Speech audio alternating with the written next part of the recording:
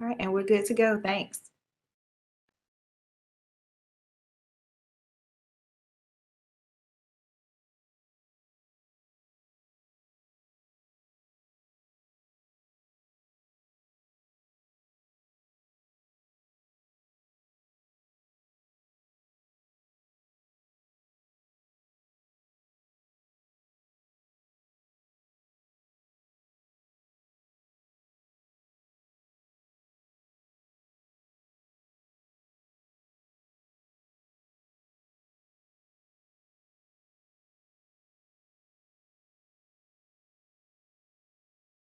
Hi, everyone. I think Miss Tina is supposed to do a quick introduction.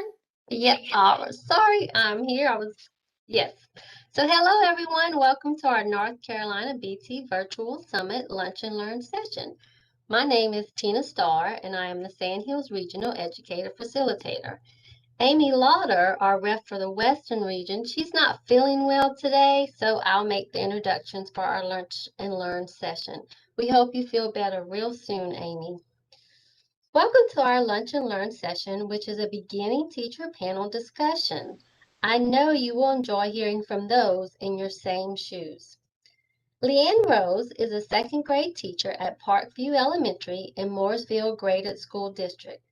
Last year, she was named the first ever North Carolina Beginning Teacher of the Year, sponsored by the North Carolina Center for the Advancement of Teaching, also known as NCAT. At that time, she stated that her philosophy of education is to treat every student as a unique individual with specific physical, educational, and emotional needs. We are excited to have her with us today to moderate our beginning teacher panel discussion. Joining us as our beginning teacher panel today are several finalists from this year's North Carolina Beginning Teacher of the Year. We have with us Emily Higdon, the new North Carolina Beginning Teacher of the Year, a high school English teacher from Macon County Schools. Dalton Lewis, a middle school ELA Social Studies teacher from Ashe County Schools. Shayla Harper, a middle school EC teacher from New Hanover County Schools. Imani Cooper, a high school science teacher from Weldon County Schools. David Babb, a music teacher from Clover Garden School in Burlington, and Laura Barony Mulligan, an elementary teacher from Davie County Schools. I will now hand it over to Leanne. Take it away. I am incredibly honored to be in the presence of these outstanding BTs. Congratulations on your new titles. This group of teachers that are with us today are from all around the state. They teach different grade levels and they have so much to share. Today we will be spending our lunchtime helping each other become better teachers and hopefully realizing that the collective connection that we all share as beginning teachers and educators in general is that the reality of teaching is tough. So what we want to do today is we want to reflect, we want to be real and be honest with you so we can all be better. So let's get started. So as a beginning teacher myself, one of the biggest concerns currently is the aftermath of COVID-19, school closures, and changing plans. I know that my personal students were really triggered as we changed from plan to plan. Each of them were needing more affirmations, more emotional support in this past year. And I believe that we need to be prepared to discuss, support, and elaborate on students' needs, social emotional needs more than ever. So let's discuss the importance of social emotional instruction and students' mental health as we move into a new school year. Amani?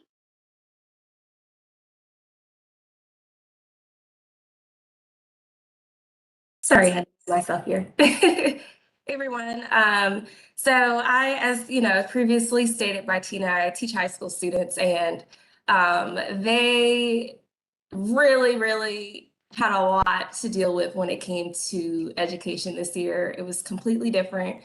Seniors graduating didn't get to play any sports games. We had no extracurriculars, just anything you would imagine for your, last year of school, they just didn't get it. So there's just a lot of emotional need for students this year. And I think one thing I tried to hone in a lot in my classroom was giving students the space to vocalize what they're going through without any judgment, any other prejudice that, could be given to them in that space. And so just giving them the opportunity to have that space to vocalize their needs and where they are emotionally. I try to do that in my class. We do a daily debrief.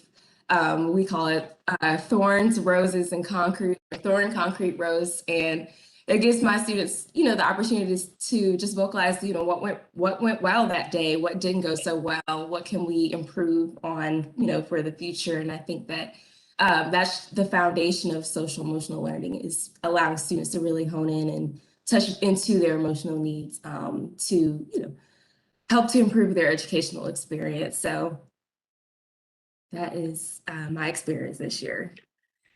Thank you, Imani, for sharing from the high school perspective. I think that's wonderful. And to add on to that, Emily, would you like to share? Yes. Hi, guys. So, something that I noticed this year was that we kind of, as a high school teacher, we expect our students to have a certain level of social awareness and emotional maturity, but this pandemic has really hindered a lot of that growth for them. And so as their educator, it's our job to model what positive coping behaviors are, because we're going through the same thing and they recognize that and they see our stress and the way that we respond to the changes, the stress, the chaos.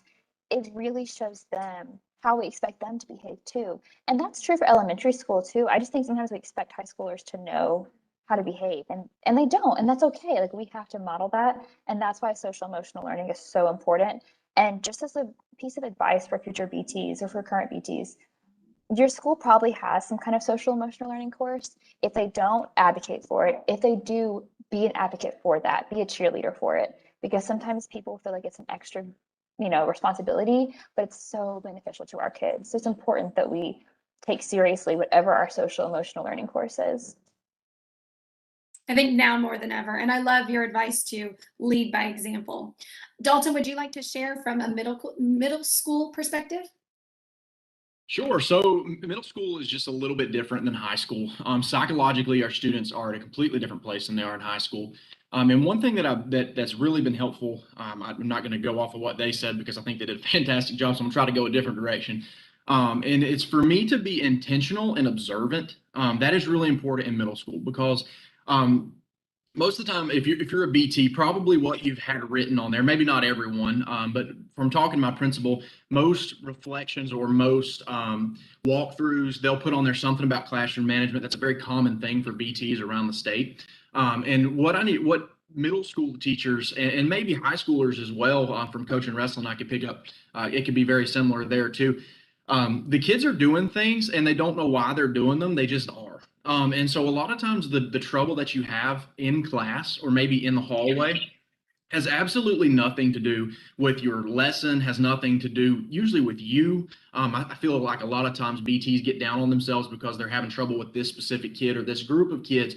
But when in reality, it has nothing to do with them. It's something that's going on at home, something that's environmental, something that's friends, social. And so that goes back to, you need to be intentional and you need to be observant. And so when I pick up on something that's a little bit off for a kid, maybe it's a kid not turning in his homework for the first time in 2 months. Maybe it's something like they threw something at lunch, something easy like that. And maybe sometimes it's eyes. I had a girl this year, I sort of figured might be going with something, and she wouldn't look me in the eye. Her eye went to the left, and we have a great relationship. And I said, if she's not looking me in the eye, something is weird. So I pulled her out and I said, girl, what's going on? We need to talk. We had one-on-one conversations all the time. And come to find out she was having a really hard time at home. So being observant and being intentional with what you're doing can really help you help them, because they're crying out for help constantly. We just have to have the eyes to see it. And if you ever learn to get those eyes, it's really hard to miss it. So I love that. Shalala, would you like to add on? Yeah, just like Dalton said, everything everyone else said is just excellent. But looking at it was, and I agree with it totally. Looking at middle school, definitely they are in that funny, funky zone. And for me, for EC, our social and emotional lessons that we've been able to do every day, like in our homeroom, has really been great because it has helped me as a beginning teacher with special needs address those specific skills, those goals and those objectives that we have placed on IEPs for students. And a lot of students have talked about how they don't know how to communicate again. Because of the pandemic, they've been at home, they've been restricted to go places, and so they feel socially awkward is the term. And so we've been able to use those lessons to reach them, to speak with them. A lot of our staff meet in the morning to greet the kids as they come in, and sometimes seeing them out of the car with tears in their eyes because maybe they don't like their outfit, or maybe they don't want to be here today, or maybe the parents are arguing with them in the car. You know, just that initial first face contact has been really good, and making sure that we are making lessons that kind of go along with this social and emotional situation, from like social injustices or things that go on in the news. We've had family members pass and athletes who have passed. And so kids have those bonds with those people. So it's important that we use these lessons to speak with them and reach them, meet them where they are, and especially give them strategies that they can use. So when situations come like this again, they'll be able to thrive. Beautifully said. I love that. This is so fun. I'm learning so much. I really am enjoying this. You guys are doing a great job. All right, so we're going to kind of evolve this question. So considering social emotional instructions comes with the need to connect with individual students, each one. These are my favorite things about my job is social emotional learning and connection. We know that it's vital in the classroom, no matter the setting, whether we're in person or if we're doing virtual. So it's a talent that we all kind of need to cultivate, kind of like what he was saying about like finding the eyes to see. So what is your advice about making connections with your students and building a healthy community of learnings? Emily, would you like to kick us off? Absolutely. So this is my soapbox question, because the student population that I teach is not used to having positive relationships with adults. And so it is a constant uphill battle to build those relationships. But some advice that I got when I was in my student teaching was you need to say every student's name every day in a positive way. And if you really look at your classroom, there are certain kids whose name you only say negatively. And when I first got that advice, I was like, I greet them at the door every day. And then I started thinking about it. And there were some kids who, when I even thought of their name, I thought of it in a bad way. I was like, wow, that is going to really affect our relationship. And so since that student teaching time and that advice, every single day, I don't care what my classroom looks like. I don't care what I have to set up for my next class period. I'm going to greet every kid at the door, and I'm going to say their name positively. And I'm going to ask them a question. And it might just be, how you doing? How's your day? I might say to my Hispanic students, like, hey, pasa, something just silly that we do together, but you have to say their names positively, because some of them never hear their names spoken in a positive way from an adult. And beyond that, just getting to know them, letting them talk to you about what they're interested in. Ask questions, even if you're not interested, just ask questions about it. Remember things, make lessons that are geared towards what your kids are interested in. So maybe I'm not interested in mechanics or cars, but they are. Let's do something about cars. I'm going to learn about it. I'm going to figure it out. I'm going to make a fool of myself, but we're going to do it together. I love it. That's awesome. Dalton, would you like to add on? Absolutely. Summer's about PD. And if you are a beginning teacher and you're thinking, what can I do to get better? Forget everything about your content. Content does not matter. I'm sorry if that hurts anybody's feelings. Content is secondary. Figure out how to build better relationships with your kids. That will help you more than anything else in this world. So that's my first piece of advice is hammer that home, number one. Figure that out. If you don't know how to do that really well, find somebody that does. Talk to somebody in your school that is really good with relationships, because that is the number one thing that can help you. James Comer once said that no significant learning happens without a significant relationship. And I believe that wholeheartedly.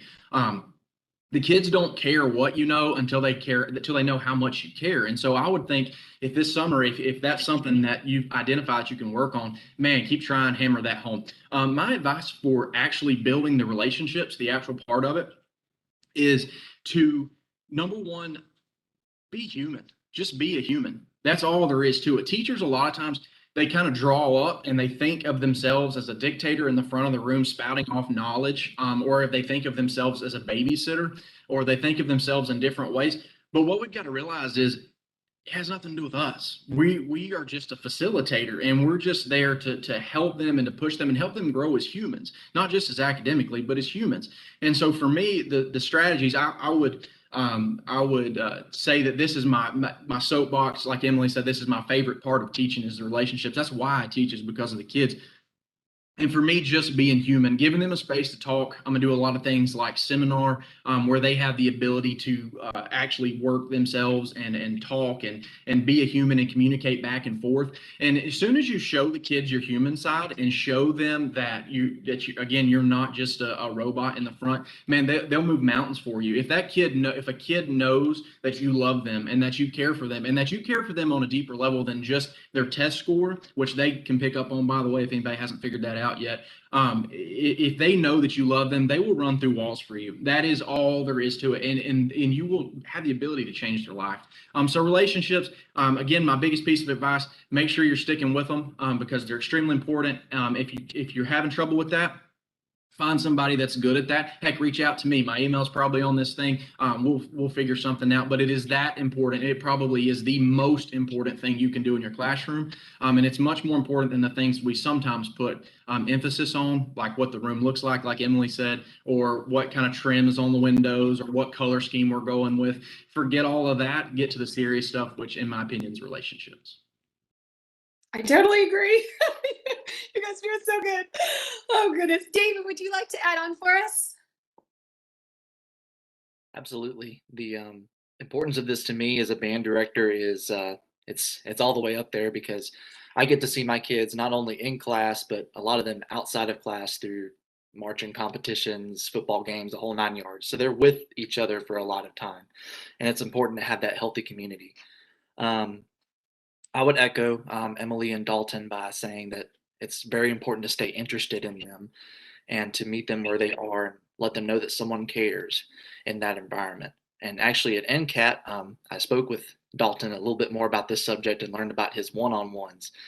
And I tried a version of that, just trying to meet with each student in my classes for a few minutes at a time and just seeing how they're doing, what's up, what's going on in their life.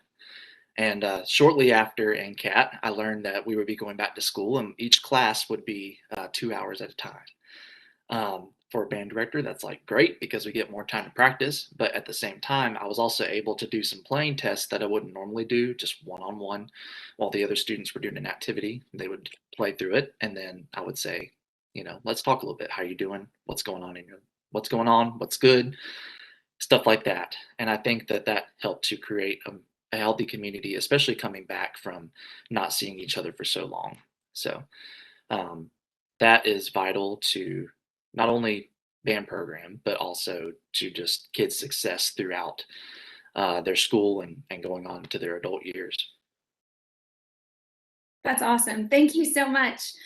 So we have someone that's being very willing to be honest and real with us through the chat.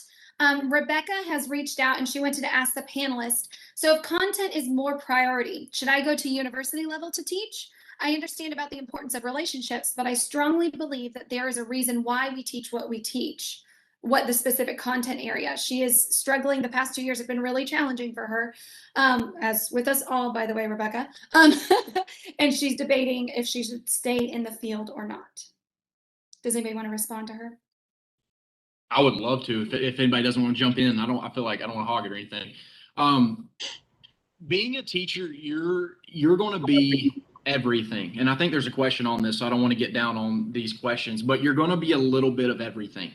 I feel like what teachers do, and we're having this trouble at our high school, at my county, just to be completely real. We're having trouble with retention of students with a dropout rate. And so we're on a strategic community, or I'm on a strategic plan to try to figure out how we can work this and stop this problem. Part of the feedback we have gotten is that the teachers do not care. And that's just true. The teachers sometimes, and then this is across the state, this is not specifically talking about my county, part of the feedback we've looked at, when teachers are leaving the building right after school, and when teachers are, obviously they're not in the kid's corner. And what I mean is just like Emily saying just a minute ago, when you have a negative thought about those kids, man, those kids pick up on that really, really, really quick. And so it makes them not want to be there, which makes all the problems worse, right? So for me, with that, I don't mean specifically you want to go in like you are just, the content will come. What I mean by make the content secondary is you already know the content. You're already an expert, right? You've got this in the back of your head. That's not the struggle. The struggle is making it relatable to the kids. So if you present the content first, the kid's going to turn off because the kid doesn't care about. My favorite book we read is Stargirl. The kids do not care about Stargirl the way that Mr. Lewis cares about Stargirl. Let me tell you, life changing. Love that book. Love that girl. Right. But my kids, I just got to accept that. My boy that just got off the creek, didn't want to quit fishing to come to school this morning, but did. I come from a rural county. He doesn't care about that. Right.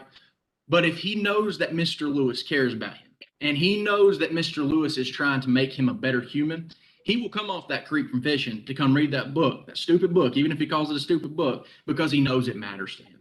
And so that's what I mean by make the content secondary. I don't mean you don't love the content. We all love our content, but we need to realize that the students come first. And usually when they do come first, the students buy into the program, and it's like a good sports team. Everybody's pulling the same direction, and you're usually in great shape. So hope that helps and doesn't make things more confusing. Somebody else help me out here. I agree. I just wanted to chime in and say I agree with you wholeheartedly, Dalton. You know I love you, but that I try to remember when I was a kid. I try to remember that when I was a kid, what I needed when I was in school, how I needed to be heard and how I needed to be addressed. Like what was important to me might not have been important to my teacher. So I love Rita Pearson, and her statement was, every student deserves a champion. Every kid deserves somebody in their corner who supports them and who's there for them. Because when we think about it, I am not going to remember anything that anybody says unless I remember first the way that they make me feel.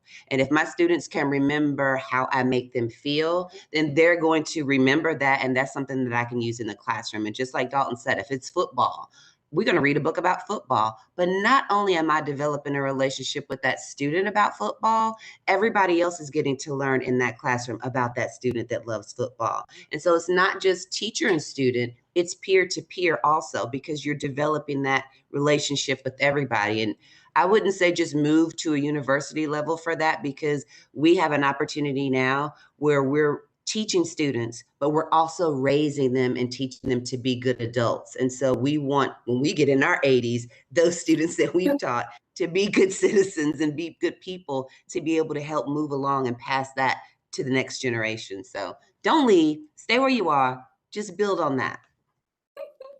You guys are making me like tear up. This is so wonderful. And Rebecca, truly, thank you for being vulnerable to share with us, because there's a lot of teachers in your shoes that are kind of feeling like that. Like, do I stay? Do I not? We're actually going to talk about that here in a minute.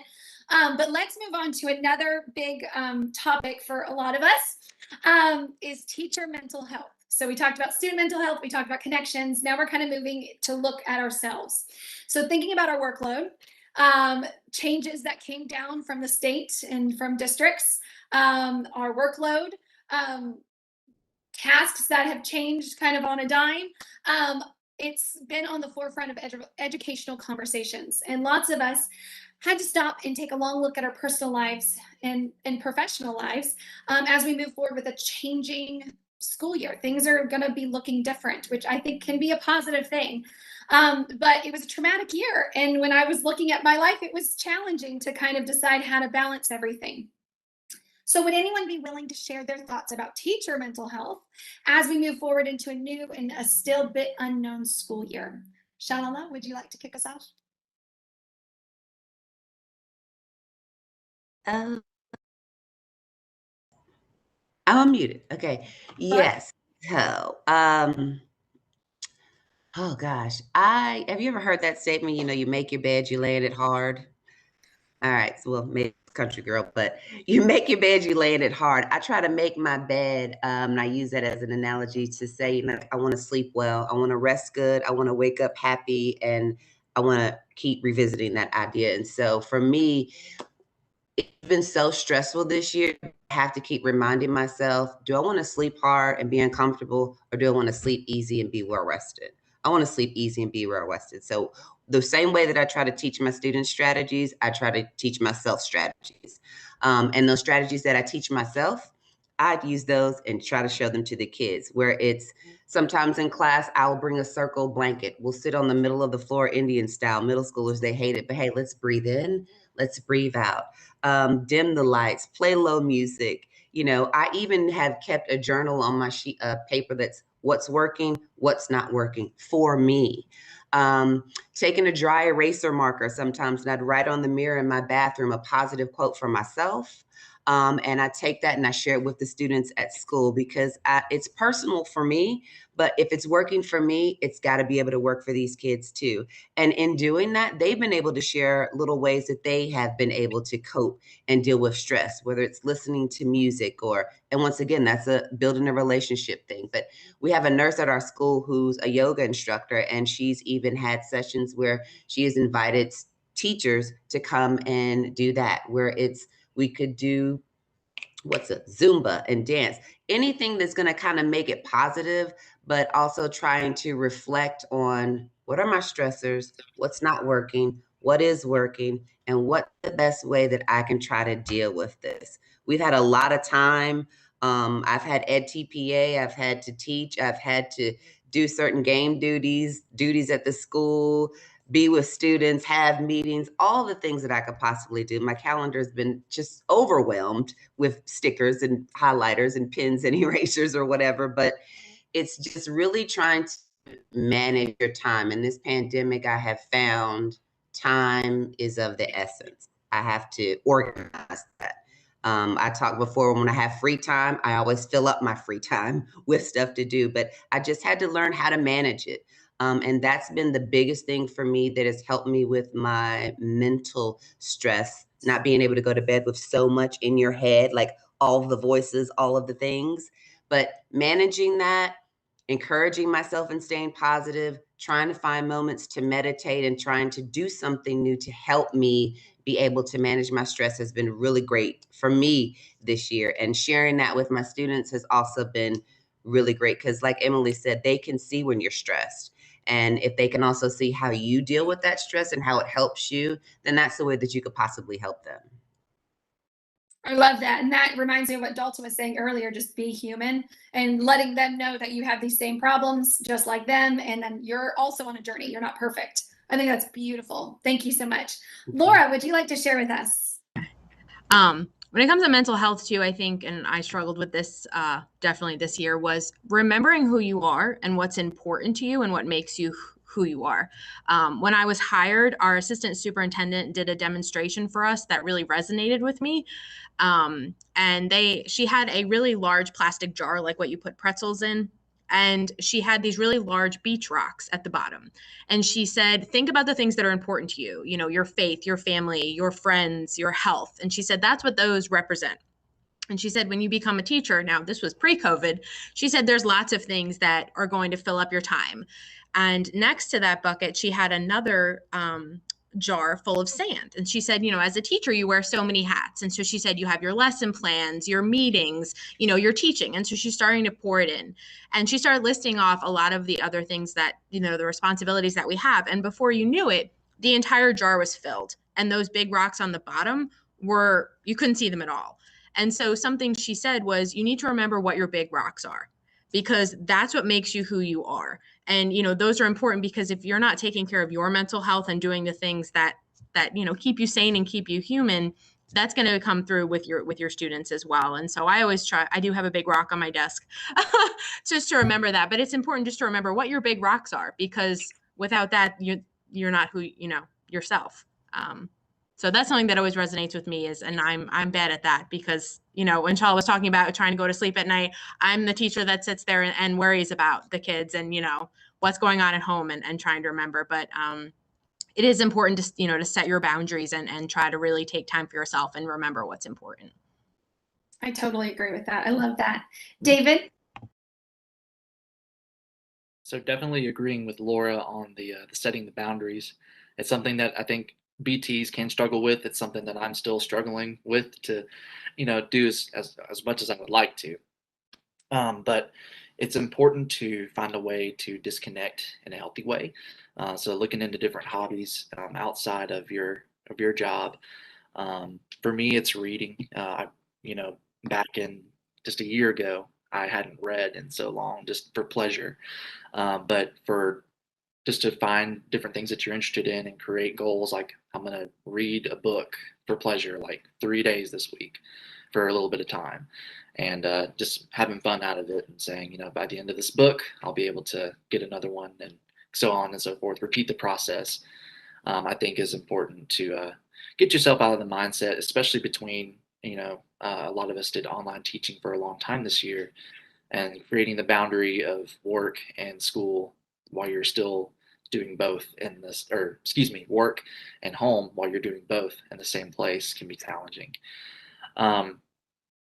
A lot of things that we hear as BTs center around reflection, self-improvement, which is very important, and it's important to me. But I would suggest that reflection can sometimes lead to overthinking and lead to dwelling, and that can set you down a negative path.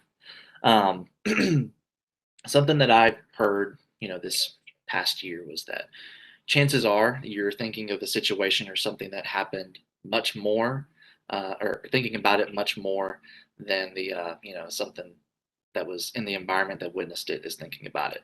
So if you're embarrassed about something, if you think, gosh, why did I say that in class today? Or why did I do it this way when I could have done it this way? Chances are a lot of other people have moved on from that. And it's important to remember that I need to celebrate my successes, learn from my failures, and move on and just keep going day by day. And of course, making time for friends and family and yourself for improvement is very important for mental health. I love it. Amani, would you like to finish us off with that one? Yeah, absolutely. Really just echoing off of everybody. I think one more thing we kind of need to consider is looking out for each other. I think teachers, a lot of times we try to do it all ourselves and we forget we have this whole village here, and being able to vocalize what your needs are and, tell someone that so that you can receive the help that you need. I think this year I really focused on trying to see where I could help my other colleagues, and then also in return vocalizing what I needed so that someone could help me out too. And I think that's important with community and building community within your school, is to be that, help each other. It's a village, right? So we're all here for a reason. We all play an important role, and just remembering that you're not alone in this. You have your support there. I agree. And I often feel like there's very few people that understand what teachers are going through other than other teachers. And I like that, being an advocate for yourself. If you're able to put words around what you need, being able to vocalize that confidently and in a safe place where people are going to support you. I love that. Okay, so moving on from teacher mental health, and this kind of touches back with what we were talking about with Rebecca, is teachers possibly feeling like they might want to leave. So we know that a predictor of student outcomes is having highly qualified teachers who love their job in classrooms. And we all have that common goal to support students. And one way that our state can have good teachers like yourselves staying in the classrooms. So I'd really like to talk about and kind of brainstorm ideas or ways that to keep good beginning teachers in our profession and try to limit teacher turnover, not even just turnover, but leaving in North Carolina. Emily, would you like to start? Absolutely. So in the spirit of full disclosure, when I went to the NCAT conference this year for the beginning teachers, before I got there, I was feeling so burnt out and tired, and I just was not satisfied with my job.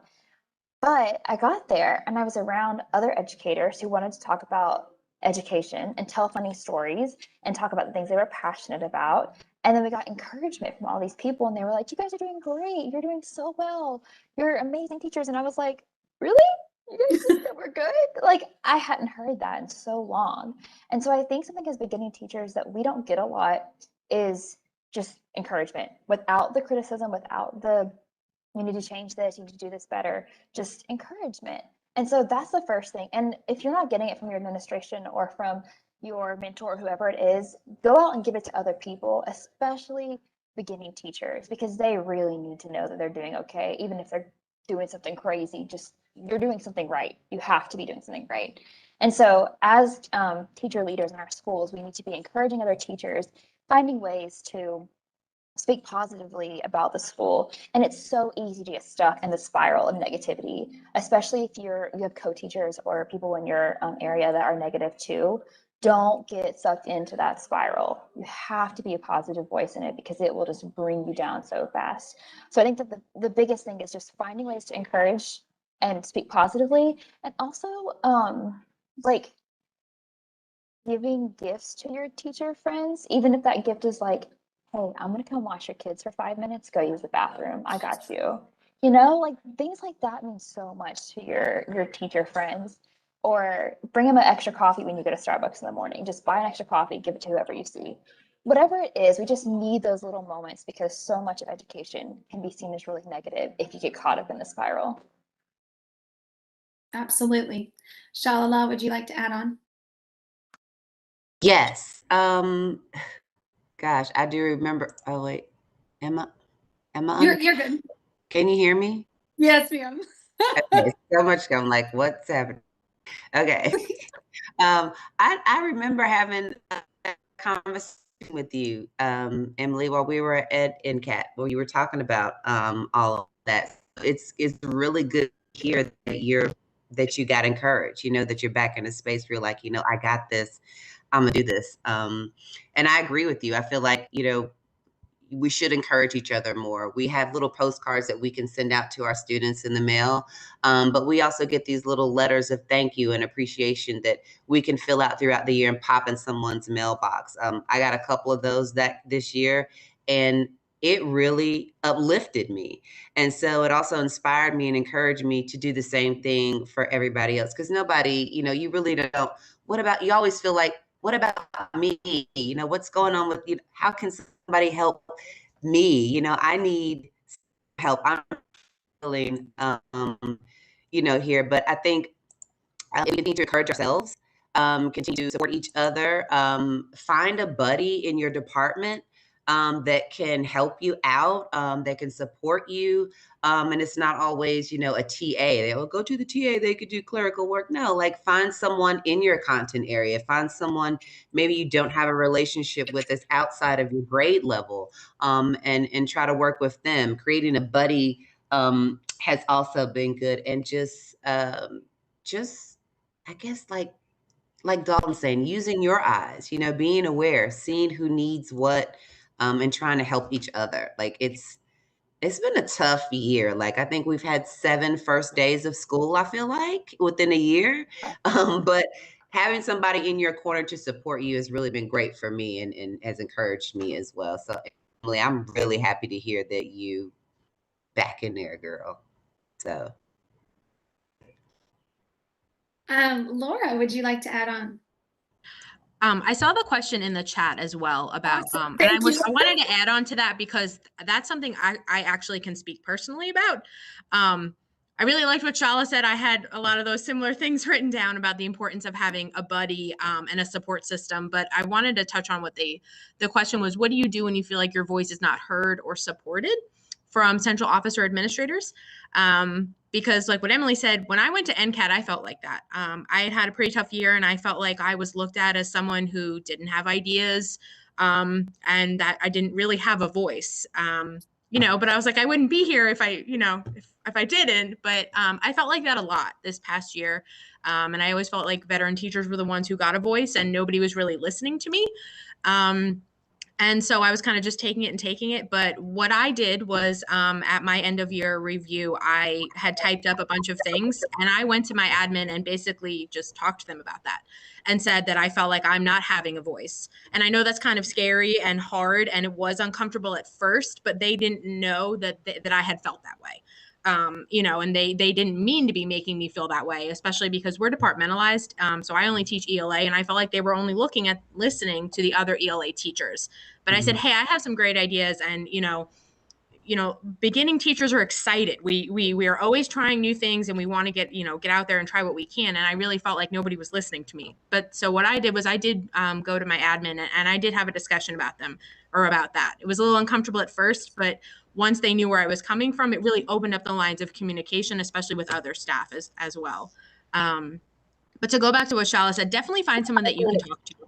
Because my person who I talked to also was the person who really gave me the courage to go to my admin and talk about how I was feeling. But yeah. Can I just say one more thing before? Mhm. Can I just say one more thing? The other point I wanted to make was support, having someone like in support of you. And I agree with you there. Like I have a great relationship with my administration. I think maybe that's because I'm just a talker. I don't know. Anyway, I can go and I can say, I don't like this isn't working, But I found support within my school, and I found support outside of my school. With EC, it's special ed. It's super duper hard because you sometimes, for me, I just didn't really feel like I had, a lot of guidance in that area. Like I had guidance in the teaching part, but not necessarily the special ed part. And lucky for me, I was still in school, so I could use my professors. I could use my EC chair. I could use my BT mentor that was with the county outside of the school. I made connections with other people at trainings at other schools where I could reach out to them and try to get some support that way.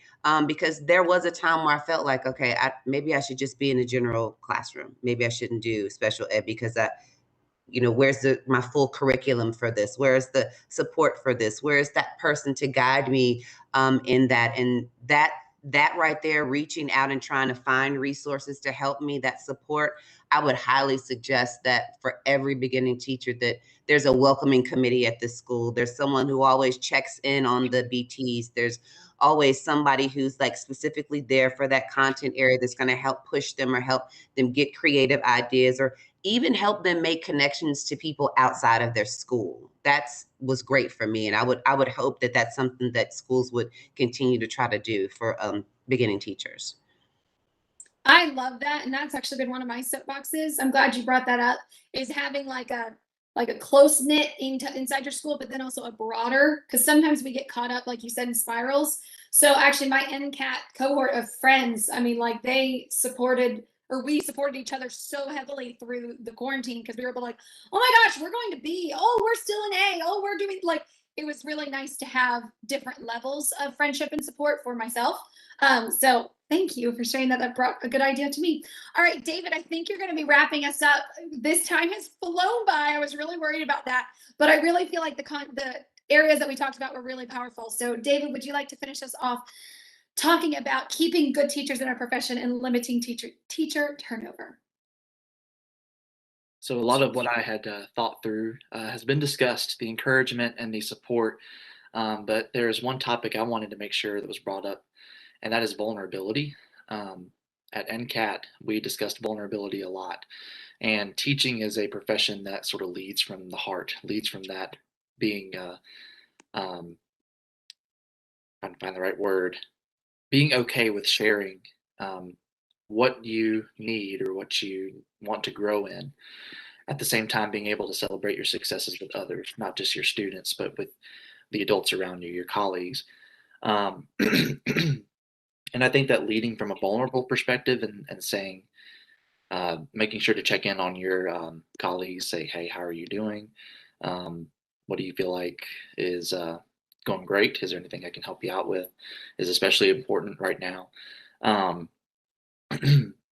And vulnerability leads to the space being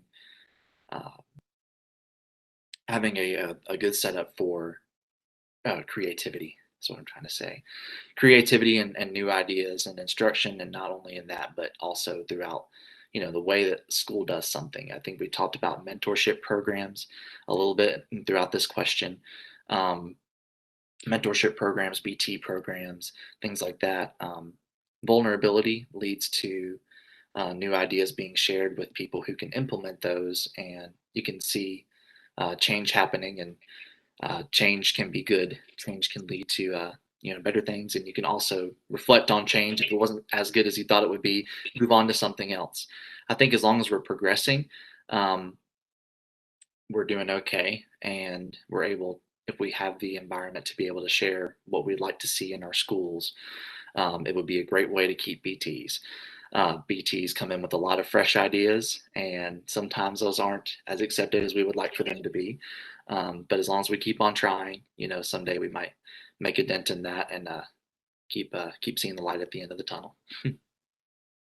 I like that. That vulnerability is important, and I keep coming back to the being human. I think because I think that's the way I lead my classroom too, is just being vulnerable, being really real, and letting them see all the flaws and all the beauty and all the gloriousness of being human. And I remind them all the time that that's just a part of it, and it helps them and it helps me too process things. So I really like a lot of the different kind of topics we've talked about and some different ideas. Do check out the chat. Shalala added some cool books that we can read for what was it? Being vulnerable. Sorry. We are rounding out our time. Lunch goes by really quick.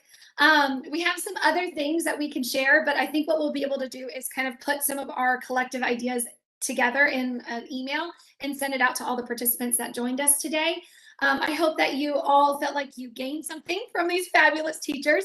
And also, I really want to thank everybody that participated in the chat. It helps us kind of have a little bit more interaction, because that's what we want. We want teachers to be collaborating together because we can learn from each other. That's how we get better. And it's been a tough year, and try to stick it out because it's been tough. But I want you to hear, even from this wonderful group of outstanding, phenomenal teachers, even they had a tough year. Even they are struggling a little bit, and we all can find solace that we're not alone. So I believe that Miss Tina is going to close us out. Thank you, Leanne. I'm just sitting over here with the biggest grin on my face. You guys are amazing, and I just think I was just wow. Thank you for this rich discussion that you all brought to us and sharing with us, and just laying your heart out on the table. I was taking notes over here, and so I heard the importance of making those positive, significant relationships with our students, self-care, which I think we often forget about ourselves, and we are not alone. We need to reach out to one another. My favorite quote, actually I have a lot, but I'm gonna say my favorite one was, "We had 7 first days of school this year." Love it. Yes, yes. Thank you. You guys were inspiring. Inspiring. And so we hope everyone is enjoying this BT Summit. And so I want to remind everyone to join us again today at 3 p.m. to hear the words of wisdom from our 2021 North Carolina Principal of the Year, Dr. Eleanor Ashburn. So enjoy your afternoon sessions between now and then, and we will see you back at 3 p.m.